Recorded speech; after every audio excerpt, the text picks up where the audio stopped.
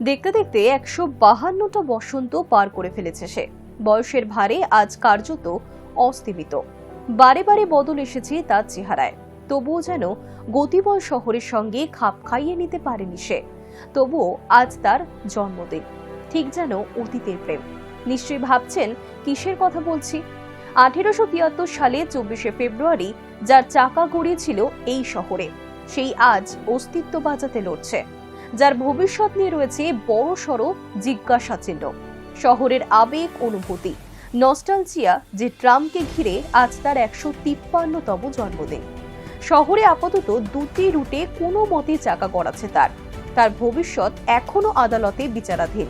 তবু আজ মঙ্গলবার তার জন্মদিন, তাই এই বিশেষ দিনটি পালনে কসুর করছেন না শহরের ট্রাম প্রেমীরা। দ্বিতীয় বিশ্বযুদ্ধের সময়কার একটি ট্রামকে আজ সাজিয়ে গুছিয়ে বের করা হয়।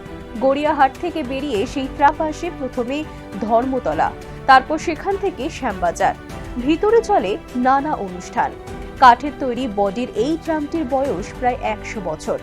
গোটা বছর ধরে এটি সংরক্ষিত করা থাকে নোনাপুকুর ট্রাম ডিপোয়। সেই ট্রামটি আজ একে বেঁকে চলে শহরের গোটা রাস্তা ধরে। ট্রাম মানে কলকাতার নস্টালজিয়া, ট্রাম মানে প্রেম, খুনসুটি, প্রচুর স্মৃতি। কিন্তু সেই নস্টালজিয়ায় যেন হারিয়ে যেতে বসেছে শহর থেকে। শ্যামবাজার ধর্মতলা এবং গড়িয়াহাট ধর্মতলা, এই দুটি রুটেই আপাতত চলে ট্রাম, যদিও অনিয়মিত।